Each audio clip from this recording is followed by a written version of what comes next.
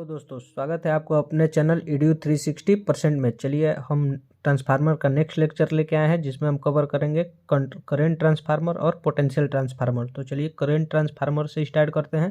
Current transformer होता है क्या है? तो करंट ट्रांसफार्मर एक 2 वाइंडिंग ट्रांसफार्मर होता है। इसमें कितनी वाइंडिंग होती है? 2 वाइंडिंग। 2 वाइंडिंग ट्रांसफार्मर होता है जिसका प्रयोग इलेक्ट्रिकल सिस्टम में मेजरमेंट तथा प्रोटेक्शन के लिए किया जाता है। जिसका प्रयोग हम इलेक्ट्रिकल सिस्टम में मेजरमेंट और किसके लिए किया जाता है? प्रोटेक्शन के लिए किया जाता है।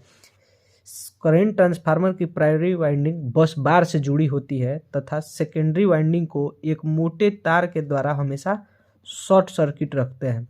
हम शॉर्ट सर्किट क्यों रखते हैं ये भी बात बताएंगे आपको, लेकिन प्राइमरी वाइंडिंग किससे जुड़ी है? बस बार से, यानी मेन लाइन से, और सेकेंडरी वाइंडिंग शॉर्ट सर्किट हुई रहती है। देखिए ये इसका डायग्राम है, ये बस बार से जुड़ा हुआ है प्राइमरी वाइंडिंग, और सेकेंडरी वाइंडिंग शॉर्ट सर्किट हुई है। उसमें एक एमीटर लगा हुआ है जिसका रेंज है 0 से 5 एम्पियर। ये है प्राइमरी वाइंडिंग, ये N1 है, ये N2 है, इसमें नंबर ऑफ टर्न N1 है, इसमें नंबर ऑफ टर्न N2 है, और इसको ग्राउंडिंग किया गया है। चलिए आगे देखते हैं। सीटी के प्राइमरी तथा सेकेंडरी दोनों वाइंडिंग का एमएमएफ बराबर रखने के लिए, और एमएमएफ का फार्मूला क्या होता है?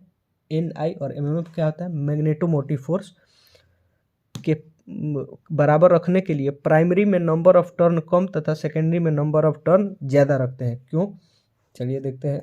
बिकॉज, क्योंकि द प्राइमरी वाइंडिंग ऑफ सीटी इज कनेक्टेड विथ बस बार, क्योंकि बस करंट ट्रांसफार्मर की प्राइमरी वाइंडिंग किससे जुड़ी होती है? बस बार से। सो इसलिए the maximum current flow in the primary winding, इसलिए ज़्यादा से ज़्यादा करंट किस में फ्लो होगी? प्राइमरी वाइंडिंग में, in comparison of secondary winding, secondary winding के तुलना में। तो I1 क्या होगा?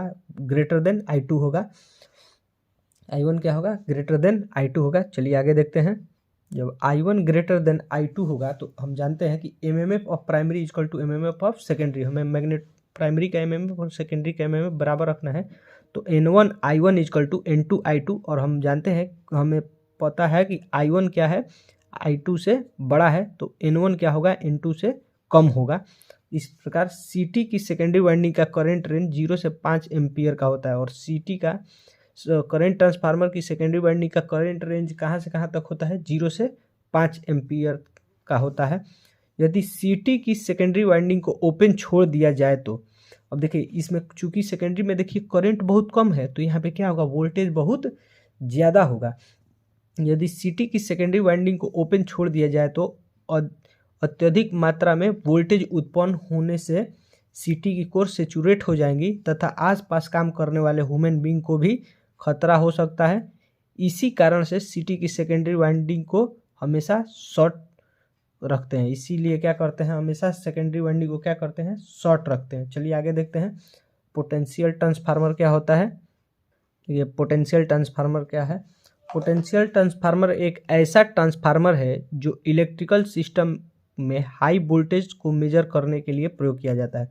अब देखिए हम जानते हैं कि नॉर्मल वोल्ट मीटर का रेंज बहुत कम होता है, और हमें इलेक्ट्रिकल सिस्टम में बहुत ज़्यादा वोल्टेज को मेजर करना होता है। इसलिए हम क्या बनाते हैं?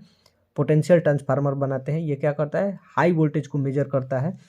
और पोटेंशियल ट्रांसफार्मर में भी 2 वाइंडिंग होती है। पोटेंशियल ट्रांसफार्मर में कितनी वाइंडिंग होती है? 2 वाइंडिंग।